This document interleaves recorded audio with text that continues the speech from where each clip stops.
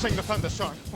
When you hear the sound of thunder, don't you get too scared. Just grab your thunder buddy and say these magic words.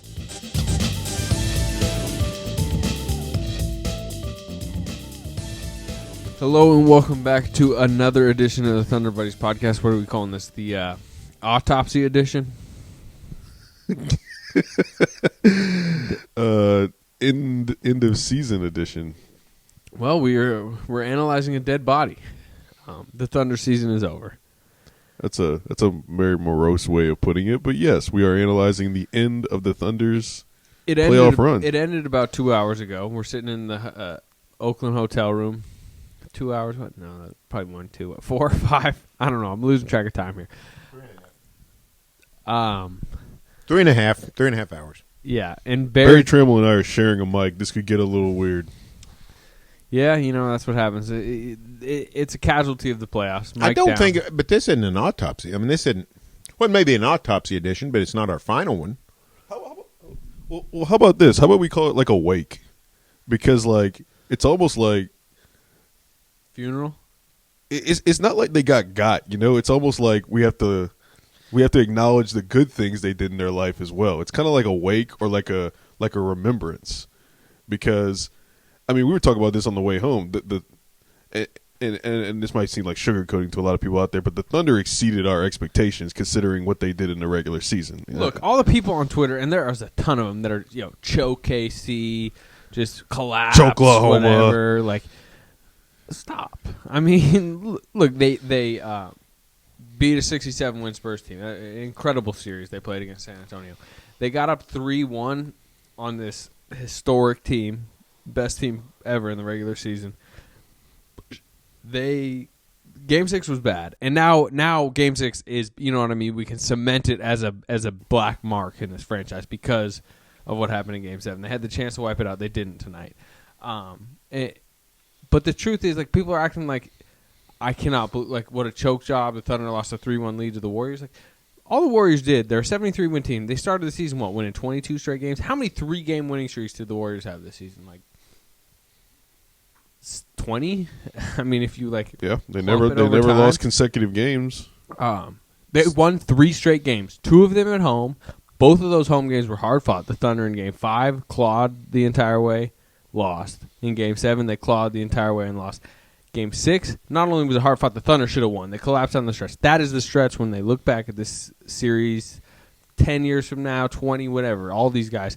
It's the game they should have won. Durant and Westbrook in particular screwed up there. But, like, this is not a choke. No. But is it kind of a, I don't know what the saying is, like chickens coming to roost or whatever it's called? Like, we saw this team throughout the entire regular season. And this is in reference to Game 6, the game that they should have won. We saw this team the entire regular season give games away late, not be able to close out these great teams. And then all of a sudden, they had fixed it in the playoffs. They finished off the Spurs on the road. They beat Golden State at home in Game 1. But then Game 6 comes along, and it's like it was all too familiar. Barry, I'd be curious as to see what you think about, were the habits established in the regular season, or does the regular season basically not matter that much because this Oklahoma City team proved that they can kind of turn it on a little bit in the playoffs? Well, old habits are hard to break. I actually gave up caffeine many years ago. Decided I wasn't going to drink a Coke or a Dr. Pepper. That's what I drank a lot of. Gave it up in 1998. And since then, I've given up iced tea as well. So if it's not decaf tea, I don't drink it. Coke or Dr. Pepper, don't drink. However, early in the process, our good friend Todd Schoenthaler from The Office, Big Todd, he knew what I was doing. He knew I was trying to give it up. He went and bought a Dr. Pepper out of the vending machine and just set it on my desk at work one day. Just trying to make me fall off the wagon. And sure enough, I drank it. That's the last one I ever had. I use that point to say this. Even when you've committed, even when you've changed your ways, Sometimes you fall off the wagon. The Thunder fell off the wagon Game 6 was down the stretch of Game sometimes. 6. Game 6 was their Dr. Pepper game. That was their Dr. Pepper game. And they may still have turned a new leaf. They may do fine from here on out. I'll tell you what. But old habits are hard to break, and sometimes you still fight old habits. I'll tell you what. For this franchise's future, for Durant's free agency, for whatever, for the outlook of what just happened, for the growth of what we saw in the Warriors series, they're real lucky that it was the Game 6 of the Warriors series when that happened and not Game 4 of the Spurs series. Remember, they're going into that fourth quarter against the Spurs down 2-1, down 8. I believe, what were they? I think they were down 8 at the start of that fourth. Maybe. Can't recall off the top of my head. I don't remember exactly how much they were down. But remember, I mean, we're talking about potentially the last game Kevin Durant plays in Oklahoma City. Was that Game 4 against the Spurs. And they throttled the Spurs down the stretch. I think they outscored them by like 20 in the fourth. Ended up going from down to start the fourth to blow out ahead. So that is, not only did they do that, then they went on the road in Game 5 in San Antonio and won a close game down the stretch by out-executing them. The N1 that Westbrook gets off that controversial no call. I mean, if you overall look at their clutch numbers in the postseason, one of the best in the league. I think probably better than the Spurs. I mean, completely out-executed the Spurs in the fourth quarters. Spurs are the team making the mistakes, although the flying waiter's elbow was kind of just... Gosh, I will always remember that. That's probably still the most memorable sequence of the playoffs to me. But anyway, like, bad game at the wrong time, bad finish at the wrong time, and also ran into some all-time shooters. Two of the best shooters in NBA history, probably the best shooter in NBA history. And the funny thing is, Steph Curry is widely considered the best shooter in NBA history. Wasn't even the Warriors' best shooter in this series. No. And he's probably got – I mean, I'm not going to go and say Klay Thompson's the second best shooter in NBA history, but damn, he's probably going to end up being top 5. That dude is cold-blooded. He hit let's see. He hit 11 threes in Game 2. Game 6. How many did he hit tonight? Okay, you know what? You want a stat? Klay Thompson hit 11 threes in Game 6. The Thunder hit 10 threes in Game 6 and 7 combined. They hit 3 in Game 6 and 7 tonight. So that and think about that right there. And this is with Andre Robertson having the series of his life. Defending him well. He defended him very well. Especially on the drive at the rim. Yeah. When Klay went to the rim, Andre Robertson did a pretty good job on him in this series, particularly in Game 3. He had 3 blocks on Klay alone. If there was no three-point line, the Thunder roll in this series. Yeah, if this was 1972. Here's the deal. Golden State, here's what we forget. When the Thunder blew him out in Games 3 and 4, we've been reminded of it these last 2 games or 3 games. We forgot how great the Warriors are. They're a legitimately great team. The Thunder was uniquely built to combat them, but that didn't mean they could take them down. And for the Thunder to be in these last 2 games, they got beat by 8 and 7. And, both of them are games with a minute and a half to go. For them to get outscored on the free three-point line, 66-10 in Game 6 and 54-21 tonight, shows you how good the Thunder is. So this was high-quality basketball. It's no crime to lose to a 73-win team in which they fought for their lives. The only downside is you gave them a game. You gave them a game you could have won. Game 6. They would have sealed the series. If Klay Thompson misses a few threes, if they make a few more plays, we're talking about one of the best postseason runs, most unlikely postseason runs in history to go through that Spurs team and through that Warriors team. And then they'd have LeBron in the finals, where they'd probably be favored. But that's not what it is. You guys want to kind of go player by player quick? Sure. Kevin Durant shot around 40% in these playoffs. I mentioned on the other podcast, what did he go from 3 tonight? I know he hit a big one late, but he didn't. I don't know what he went tonight, but going into the night, he was 27% from three. It's not like he had a scorching night there. He only hit 10 or 11 threes the entire series. I'm talking about Thompson hitting that in one game. But I thought one of the main reasons the Thunder almost won this series is because he took it to another level defensively. From Game 2 of the Spurs series on, he was a nightmare for the Warriors as far as length at the rim. He killed Draymond Green all series from a defensive standpoint. Guarded Curry on the perimeter. I love him and Ibaka. They put their hand out in his face. That's their thing. But how do you view his playoffs with everything on the line, with the free agency, with his offensive struggles, with his defensive kind of renaissance? You would have.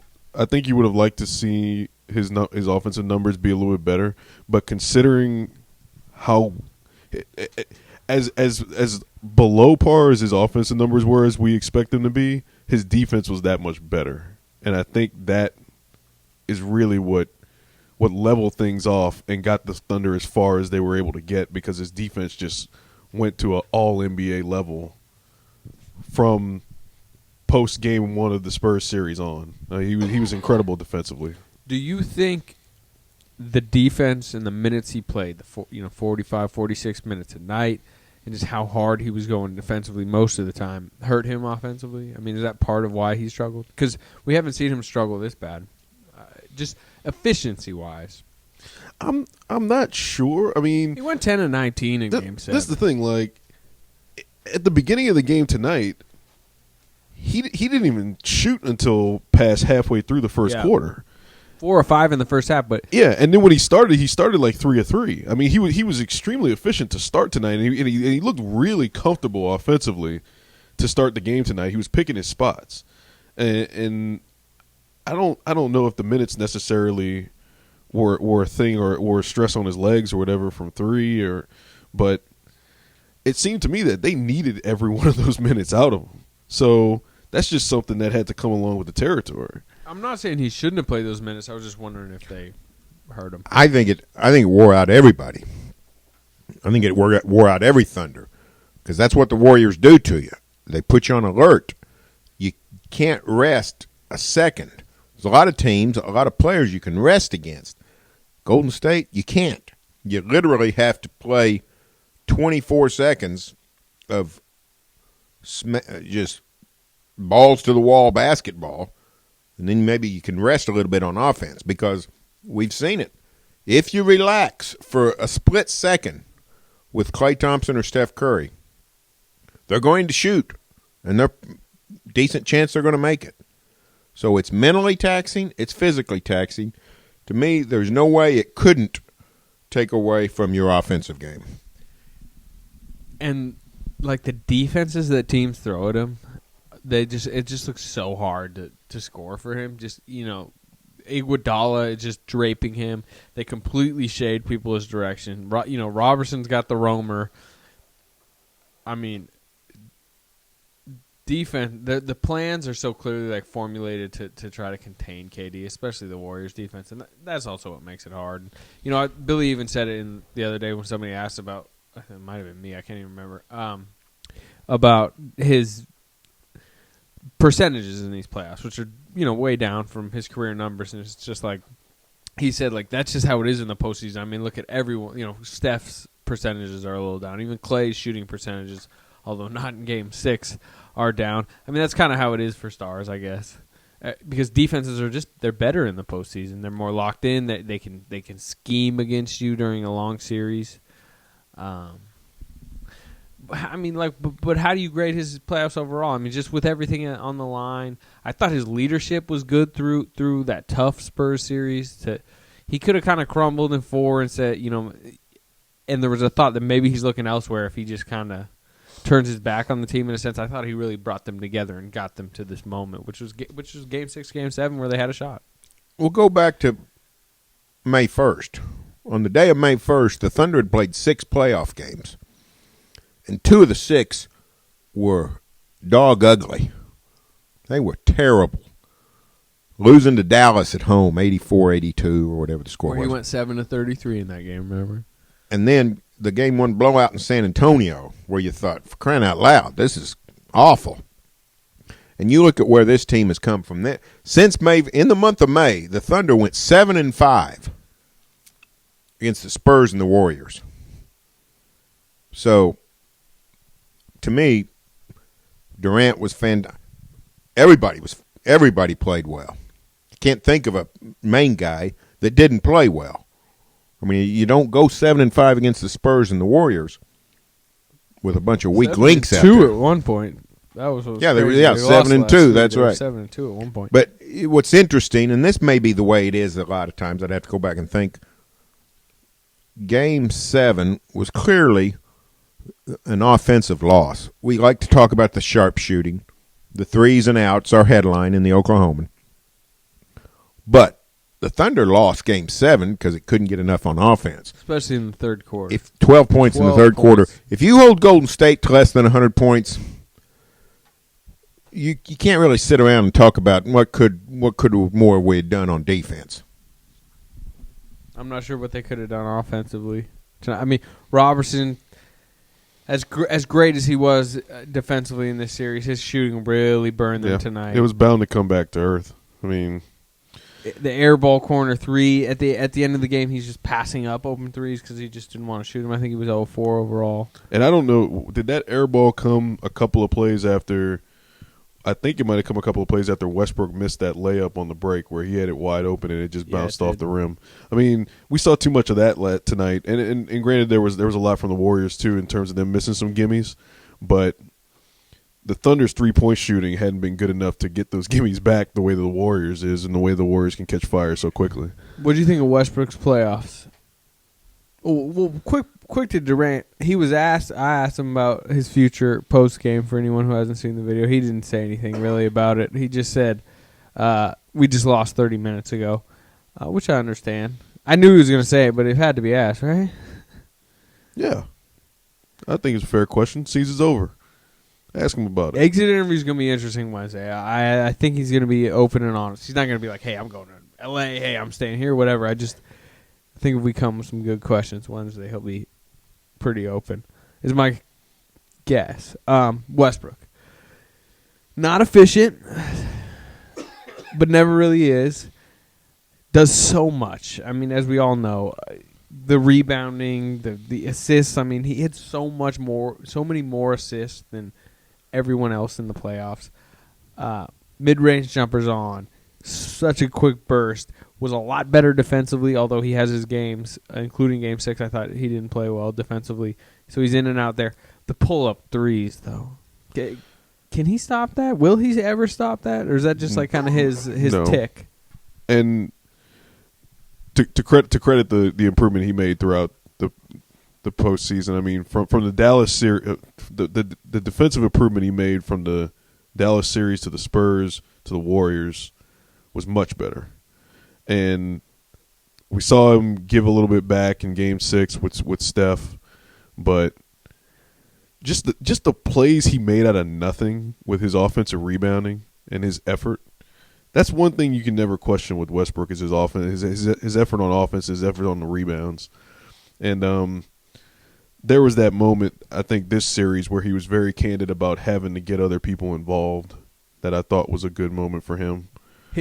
Maybe his greatest moment of this postseason was his post-game press conference after Game 3 of the Spurs series. Remember how much he just tanked in Game 3? Yeah. I think he shot 10 of 31. He had a bunch of turnovers, played terrible defense.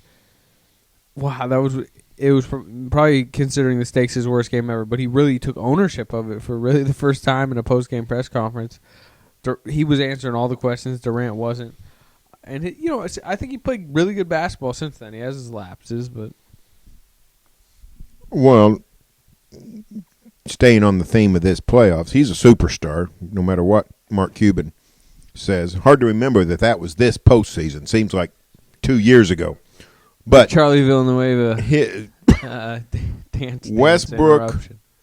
His efficiency, which really means shooting percentage, sometimes is wrongly indicted. Overvalued? Yeah, or overly criticized because He takes a lot of shots just because nobody else is ready to when the shot clock's running down. I thought he's fantastic. He had 13 assists tonight. I thought he was. What about the pull-up threes, though? Well, he needs cut out. I didn't think tonight there were. There was a few in the first half I didn't like. And then this is with Durant too. They're 27 years old. They got to stop flailing for these fouls. The Durant rip move, like that didn't work 4 times this postseason where he just kind of tries to rip through a screen and he just throws up. It's basically a turnover. And then Westbrook's little how he kind of like penguin flops as he's like going up for I have three? a problem with the Westbrook shot where he's already determined in his mind that he's going to try and draw a foul even before the contact comes on the jump shot in transition. I don't know how to flop. Yes. That was a bad Westbrook. Sure, Russell. Yeah. We've seen it, and he's also adopted the Chris Paul move where he just stops in front of a guy and lets the guy run him over from behind. So you don't know how to flop. Look, sure, I'm cool with some flops. I'm not cool with others. Like that's one I don't mind. It actually turns into a smart play a lot of times. It gets him 2 free throws. Like he uses that one pretty well. Well, that's just my example of him saying that he doesn't know. He totally knows. I'm just taking this to another discussion. But I don't. Where he's just kind of just trying to bait a foul and he's just throwing up a wild three. It's shot. Like those are turnovers. It's like he's already predetermined that. Yeah, I'm going to try and get a foul on this play, and it's like. And a lot of times why? we say late. Oh, it's late in the shot clock, so he's bailing the team out. But the truth is, like, there's 4 on the clock. You're faster than anyone in the league. Get to the rack. Although sometimes then if he does that, he falls and it's 5-on-4 the other way. It's tough. Billy Donovan did a lot to this offense this season, a lot, but he still has some tweaks. You just have made a great point. Billy Donovan did make a huge difference. I need to write about this. He made a huge difference this year, but it's not like he's not an evangelist who's just coming through town and trying to save all the people and then moving down the road. He's the pastor. He's coming to stay and keep impacting you. Billy Donovan's improvement and the things he's changed doesn't end here. He can keep changing these guys. And we saw, in my opinion, Westbrook came a long way from a pretty high standard. No reason why he's improved every year he's played. He's gotten better. No reason why he can't be even better next year playing for Billy Donovan. If I'm Billy, I just get all his missed threes on a loop and give him a film of, like, these are all your missed threes this season. Stop it. And then, like, he's not, like, the catch and shoot. He's not about catch and shoot 3-point shooter. He's really not. But the pull-ups, man. I don't know. All right. Here's what Westbrook needs to continue to work on. The finishes. The reason that all the talk about the 3-point line tonight, the Thunder lost tonight because of the Thunder's shooting in the paint. 15 of 43. You got to beat that. When you get 43 shots in the paint, that's a ton of shots in the paint. If the Thunder makes half those, they're headed to Cleveland. But they didn't make half of them. They only made 15 out of 43. And not all of that's on Westbrook, but if he's the guy who's the best at getting in the basket, it's got to happen. It's so tough for him because he's going so fast. I'm like, and the Andre Robertson, like, just make a bunny. There's some of the other ones, like Adams.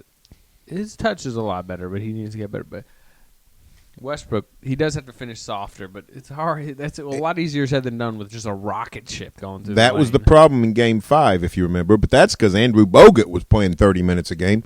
Outside of him, they don't have a rim protector. No, they don't. Zealy, Spates. Draymond Green's our second-best rim protector, and Bogut only played 14 minutes tonight. That was the key to the game. Is the Thunder, Robertson missed a bunch in the paint, a bunch of follow shots. Adams was 4 of 11 after shooting 70% through the playoffs. They just missed too many shots in the paint. 4 of 11? Shooting tonight.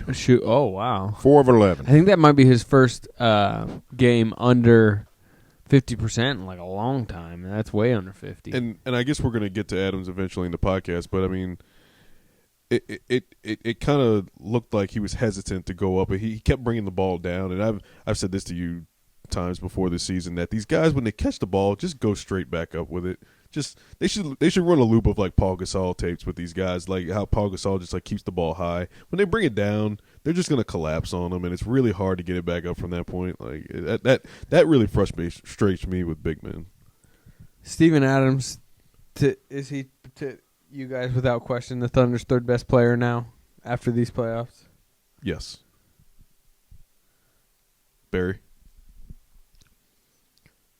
Yeah, but I guess it's not clear though, because let me tell you, he didn't play that great tonight. But Serge is still incredibly valuable, especially against Golden State. Yeah, Against Golden State. I mean that's one of the closing tonight, and Ibaka was one of the wanted to go reasons. small. Did you agree with that going small, or should they? Well, they had Adams was getting in the torched third by quarter. Curry. They had to go away from Adams because they had a stretch where they made 6 3-pointers. No, 5 3-pointers in 6 possessions. 15 points in 6 possessions. Out of those 5, 4 of the 5. This is early third when basically the game turned around. 4 of those 5 were over big men. 3 times Adams, 1 time Ibaka. Billy just had to. I mean, they've done a great job keeping up with those guys, but Billy had to make a change there, just trying to squelch the momentum. He went with Waiters. That gets Robertson and Waiters up on him. I don't know if that helped. It sort of ended that splurge, but the reason the Thunder was in this series was because Ibaka and Adams, to some degree, was able to guard those guys on the perimeter. What do you remember about Adams' playoffs? Just the offensive strides he made. Just offensive more than defensive, but defensive too. Just his ability to be able to get out. The Spurs game too will always that's the Yeah. play that kind of defines it. I mean, a little bit. Starting with the Mavericks series, being able to go out and guard Dirk. The sequence at the end of game 2 in the Spurs series where he's running around like a chicken with his head cut off. I mean, blocking Steph Curry's 3-point shot Twice in a row, 2 games in a row. in game 3 at the peak. And I mean, I remember seeing stats this season like Steph Curry hadn't gotten his shot blocking by guards and stuff, but then Steven Adams is sagging off of him and still blocking shots. Just the way he seemed to grow game by game was really impressive to me, particularly on the offensive end. And I mean, you see why Presti kind of lumped him in that core group at the beginning of the season when he was talking about core players. Yeah, to me, it's beyond look, his offensive growth is eye opening. His defense, he's becoming I think he's gonna be an all defensive player next year. But also just we knew he had it, but the toughness he showed in these playoffs was truly outrageous. I mean, people can talk about this Warrior series where, it's the thumb, it's the groin kicks, it's not reacting to all that. It's the back when that went out. He had a massive migraine before Game 6 of the Spurs series. He's not even remembered anymore. He's throwing up IVs in the locker room. That might be the game I'll remember most. He comes out, and remember how good he was in Game 6 in that closeout over the Spurs? You wrote about it. Yeah. I will remember the 2 foul shots at the end of Game 1 against Golden State. After he got the... They're up 1. He's at the line with 20 seconds, 30 seconds. The play whatever. that led to the free throws. Yeah, He gathers the loose ball, then drives and says, that could have ended tragically, mate.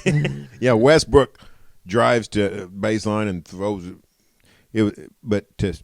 For a mediocre foul shooter to go up there in a huge situation and calmly sink 2 foul shots, to me, was getting better at the line serious, too. Yeah. He Yeah. really. The star.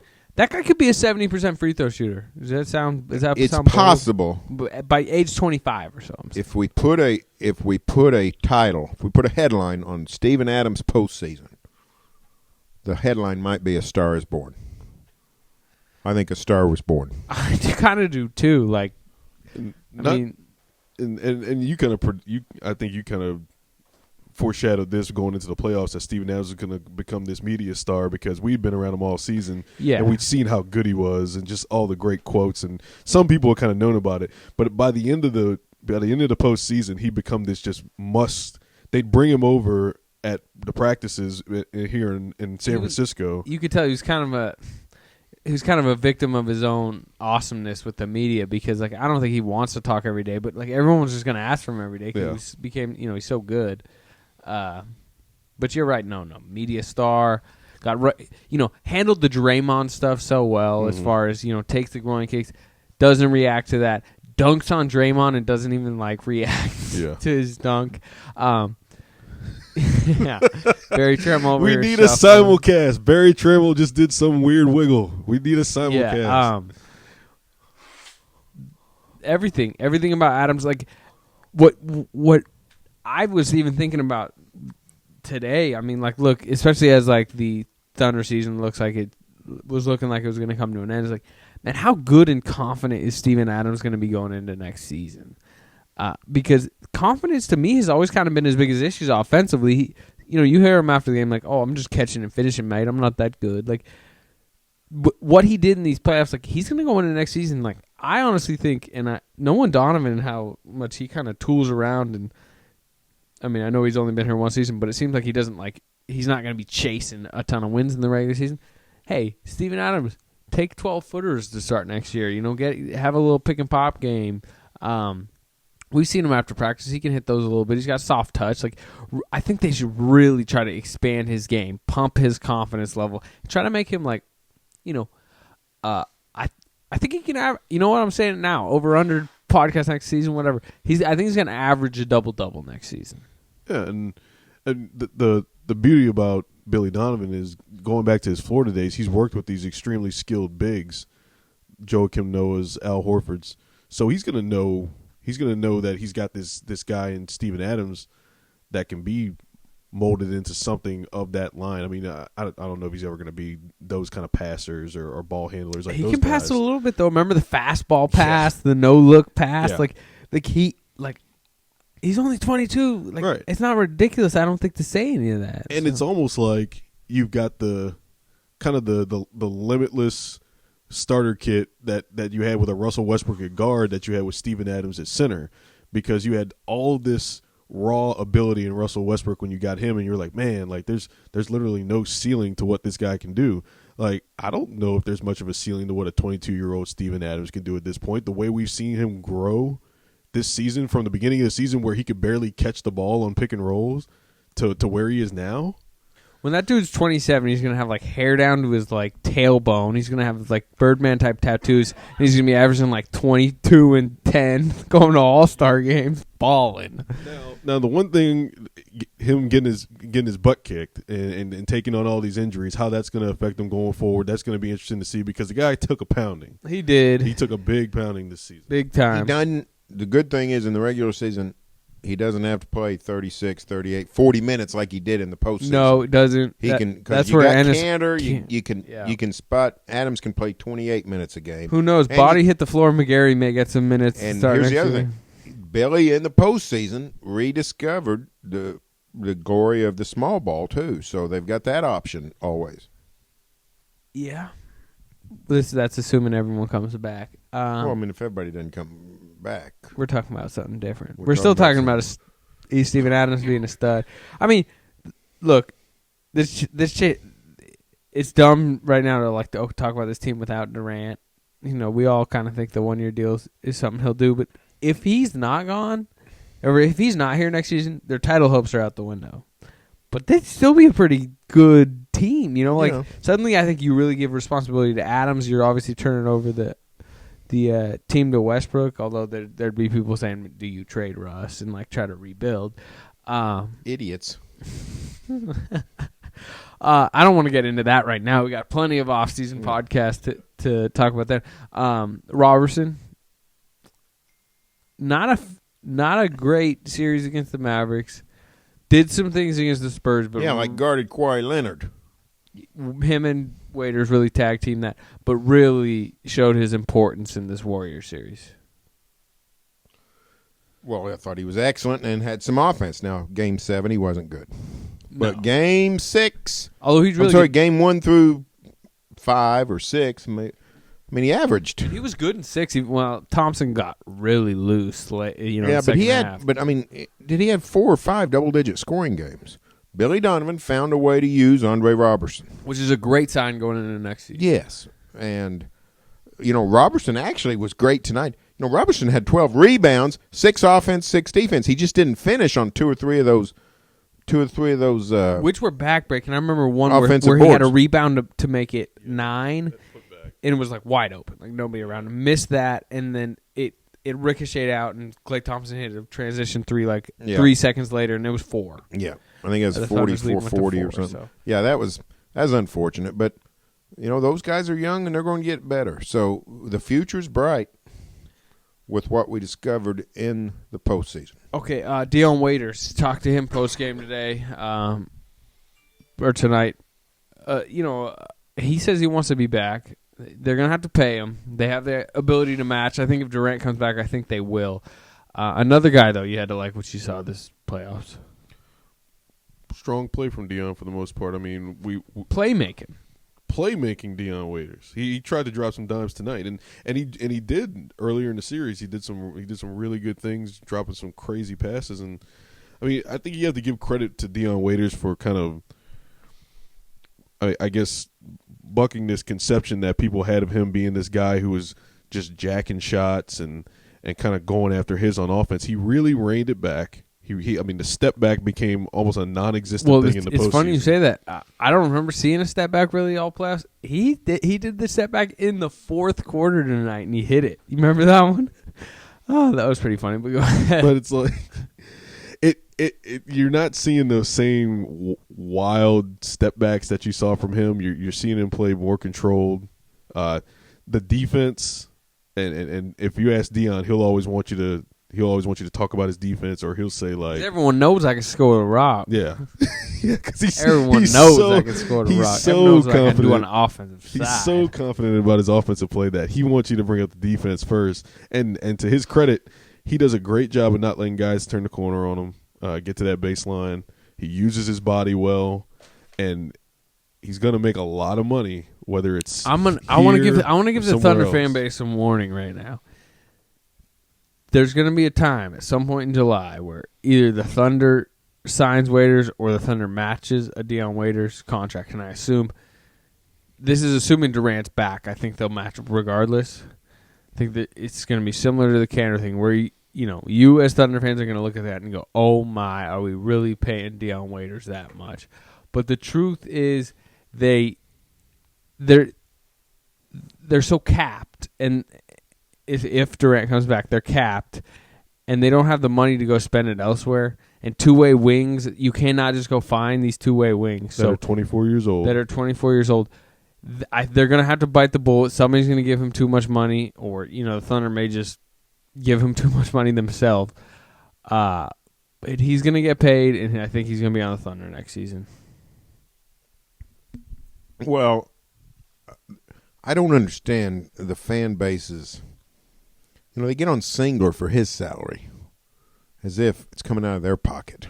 Yeah. The Thunder has planned for all this. They've budgeted all this. They knew what was coming out. They've been throwing a couple of curveballs over the years. The one deal that Durant may takes another one. The collective bargaining agreement, and then the new TV deal, and the spike of the payroll cap, and the spike in terms of not making it a gradual increase, but just going sky high from one year to the next. But all this has been planned for. Now, Dion Waiters turned into a better player, I think, than they thought. So they need him more than maybe they thought they did. And they're going to have to pay him more than they wanted to. But they sort of knew when you pay Ennis Cantor, when he gets $80 million 5 years or whatever, $14.68 or whatever it is, Dion Waiters is going to be in that same category. So you just got to get ready for it. Yeah. What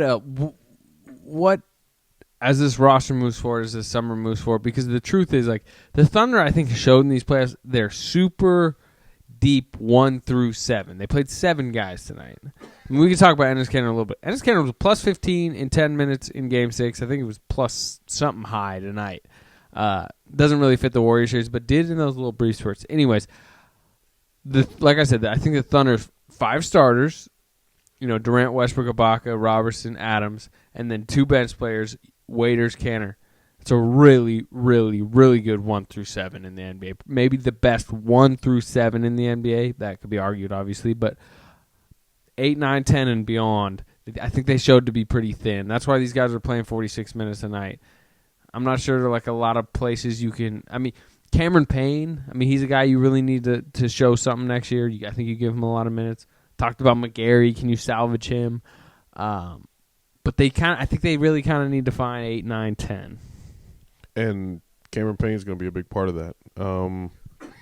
Whether it's as the backup point guard or it's another wing position, because we've seen Deion Waiters take on that backup point guard role at times too, and Durant take some of those ball handling duties. But Cameron Payne's got to come with a more mature mindset and ready to play defense next year, because that's what's going to keep him on the floor. The defense is going to keep him on the floor, and if he can't stay locked in and engaged enough to play defense the way that Waiters or Westbrook to some extent can, then it's going to be a problem for him. Well, I think definitely Payne will be a key part of that, and there's no reason to think he won't progress. I also think that every team ends up – Golden State doesn't have the depth we thought they did. Now, Varejao and Barbosa had each hit a runner or something tonight, and everybody got all fired up.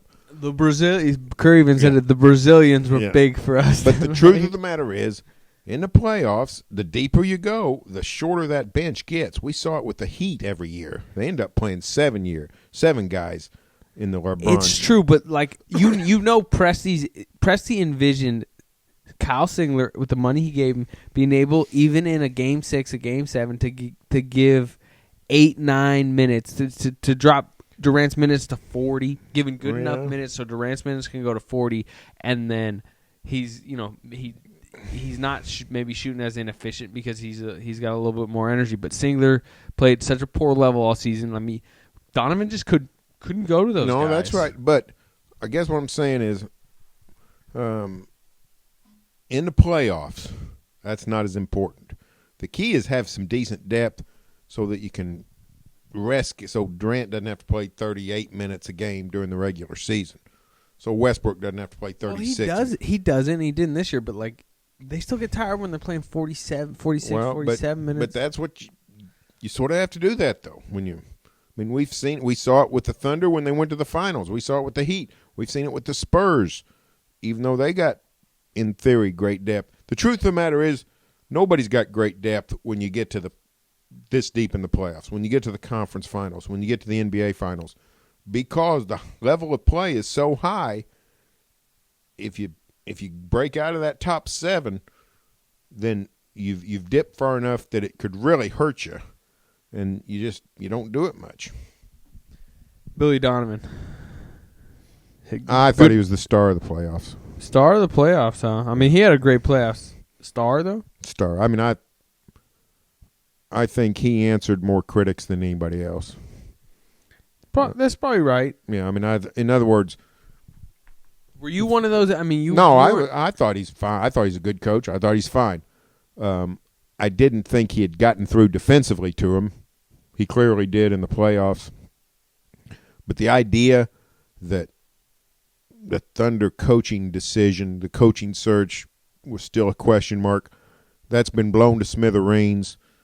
If Kevin Durant wants a good basketball situation, wants to play for a coach that knows what he's doing, Kevin Durant knows that he's got that in Billy Donovan. There's not any doubt about it. I think he really shined in playoff basketball, which is, watching us, playing the Spurs, watching tape of the Spurs, figuring out what he needs to do in Game 2 against the Spurs. Watching Game 2 against the Spurs, figuring out 3, 4, what adjustments, tweaking lineups, trying things, figuring it out, game planning it for his team, laying everything out, and then them executing. To me, he seems like a fantastic playoff coach, which is exactly what you want. That still needs to learn a little bit about the regular season. I think his first regular season was good for him.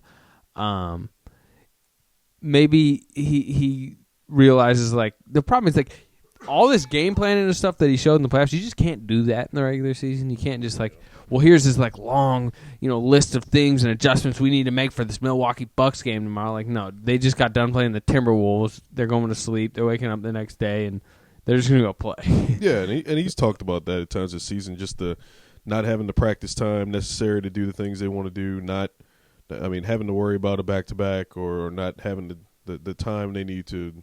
And every team has to deal with that, so it's not really like it's not really an excuse that holds up for this team in particular. But he talked about the difference basically, and you saw this postseason how when you're playing a team time and time again, the adjustments he made and how well he made the adjustments. Yeah, and in college, you play like Tuesday, Saturday, yeah. Tuesday. You know what I mean? It's like every game you got 3-4 days. You lock in, watch tape, lay out a game plan. Like in the NBA, he learned how much less you can do that during the regular season, but I think his experience doing that at college really helped him in the postseason. And to go back to some of the difficulties that the Thunder dealt with in terms of Monty Williams losing his wife, in terms of the Aubrey McClendon stuff, particularly with Monty Williams, losing a guy of that caliber and experience and still being able to go into the playoffs and make the kind of adjustments necessary to get the team where they need to be against two historic teams in San Antonio and Golden State. I think there's something to be said about that as well. And yeah, I thought Billy Donovan had a fantastic playoffs, and he outcoached some of the best coaches in the game. Rick Carlisle coached a great series considering he didn't really have the bodies he needed. Greg Popovich had everybody he needed, and Donovan made the necessary adjustments to get past him. And he went toe-to-toe with Steve Kerr, and Steve Kerr's got two of the best shooters in the league. So what are you going to do about that? Lasting thoughts on these playoffs, on anything before we get out of here? Well, it was a fantastic postseason for the Thunder, except for Game 6 of the Spurs. Of the Warriors. Yeah. You had them, and you let them off the hook. You generally don't get a chance to eliminate a great team twice. You get one shot. It's sort of like when a bear's charging at you and you got a gun. You better shoot him on your first shot because you probably won't get another chance. Just the way we said that the Thunder didn't want any part of the Spurs on the road in Game 7, and they went and took care of that series. We said the same thing about this, and unfortunately for them, they weren't able to close them out at home, and that's where it got away from them. All right, well, exit interviews will be coming up this week. Check out all that content on newsok.com. Durant's, like I said, will be interesting. Everyone's will really be interesting. And then we'll podcast at some point in the next, probably after exit interviews maybe, and then moving forward. All right, thanks again for listening all season. And thanks, Eric, for all of your coverage, Barry, for yours. And, it was fun.